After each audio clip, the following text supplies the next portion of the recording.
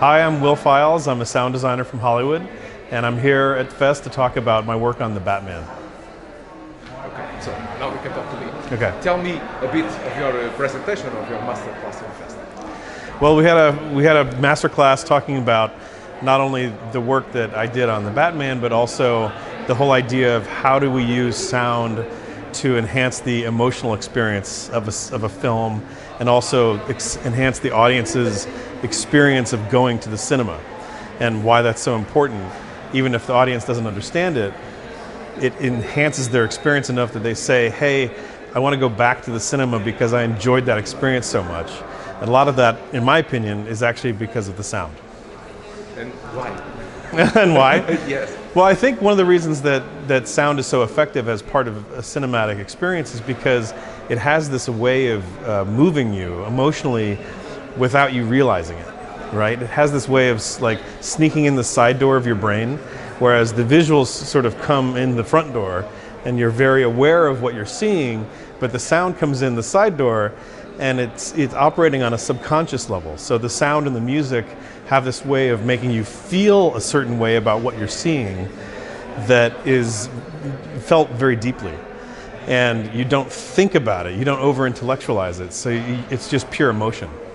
And then there's music. It's the dialogues and the music all together. They make one. Yeah, I mean, you know, my favorite kind of soundtracks are the ones where the music and the sound design and the dialogue all work together to create one feeling together, and where it all feels like a tapestry kind of woven together. And I think that that's something that we tried really hard to do on the Batman film, and I think we were pretty successful at it. I hope. Yes. And what do you do in particular in the Batman? So the Batman is so I should say, on a lot of the films that I do, I end up serving with multiple jobs. So yeah. I'm the supervising sound editor, which means I'm in charge of the whole sound crew. I'm the sound designer, which means I'm making sounds. I'm sort of composing the sound, if you want to think about it that way. And then I'm also mixing the sound, which means I'm taking all the dialogue and the sound effects and the music and combining them all together and balancing them and, you know, moving things around in space and adding reverb and all those sorts of things that we do when we mix a film, to take, you know, the hundreds and hundreds and hundreds of elements that we start with and bring it all down into the funnel of what you end up hearing in the theater. So I sort of wear a lot of hats on a lot of the projects that I do, and on the Batman I wore all three of those hats. And do you discuss a lot with the director of the movie?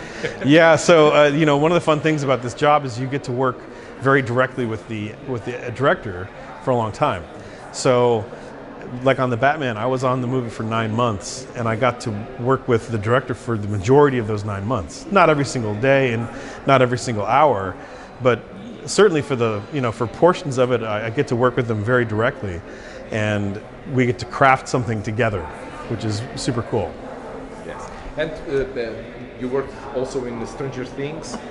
Yeah. It's very different. Yeah, so what was interesting about that was I finished the Batman, and then 4 days later I started Stranger Things, and they're very different aesthetically. So in those 4 days I had to try to just like wipe my brain clean, you know, and like start fresh as much as I can, and also get some sleep because we had to work really hard on the Batman. But it was an interesting experience to try to change gears so quickly from one big project to another big project, because Stranger Things is also a very demanding sound project.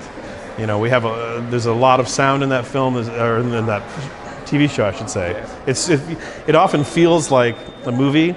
You know, Stranger Things is such a big TV show that it actually feels like a movie most of the time. So it's very demanding, and it takes a lot of work to get to sound the way it does. And we like to try to, we want it to sound like the biggest sounding show on TV. Okay, so Batman, it's like a big thunder and yeah, lots of bass. Yeah, and yeah. Stranger Things, it's more commercial. No, I mean Stranger Things, I would say it's a very heavy. it's a very thick kind of sound aesthetic. So there's a lot going on all the time. The music has a lot of bass, there's lots of synthesizers. All the transitions have big sounds on them, and it's very dynamic. And even though it's a television show, we like to try to make it sound very big and very cinematic. And I would say, in a lot of ways, the Batman is a more nuanced kind of mix, whereas Stranger Things is a more powerful kind of mix. They're both very powerful. I understand. But it's a little bit. They're just different aesthetics. I mean, that's what's so cool about what I do, is every project is different. And even one season of Stranger Things to the next one, or one Batman film to the next Batman film, they'll all have nuances that feel a little bit different. So that's a lot of what we have to do, especially when we're first starting, is find the aesthetic. Find what is this one going to sound like? What's it going to feel like? And now we have Kate Bush in the. And now we have Kate Bush at the top of the charts again. I'm a 49-year-old guy that listens to Kate Bush now. And yes, I know. It's funny, right? Back there, it's not very often that you see a song that's from 1985 back on the top of the charts. Almost 40, 50 years later. Yes. But it's pretty cool. It's cool to be a little part of that. Yes. Yeah. So it's your first time in Portugal? It's my second time in Portugal. It's my first time in this part of Portugal. I've been to Lisbon before, but I'd never been to Porto, never been to Espinho. It took me a few days to figure out how to pronounce Espinho. It's like Django, the D silent. Right, exactly, I was in Porto for a few days before I came here, and I kept telling everybody I'm going to Espinho, and they were like, what? What are you talking about? And I finally figured out how to say it. Espinho. Yeah. Yes. Yeah. And what about the festival? Do you like It's great. I mean, what's really cool is it's a more intimate festival, right? So there's more chance to connect with people one-on-one. I just had a session where I literally got to sit down with people and talk for blocks of time, and they got to ask questions, and I got to ask them questions, and it was a really cool format because I've been to lots of film festivals and never anything that had this amount of personal arrangement. But it isn't a bit strange. You came from a big Hollywood. It's too big, and here it's small. It's nice though. Yeah, it's nice. I mean, it's a lot of times, Hollywood can be a bit overwhelming sometimes. So it's nice to connect with people from a different part of the filmmaking world.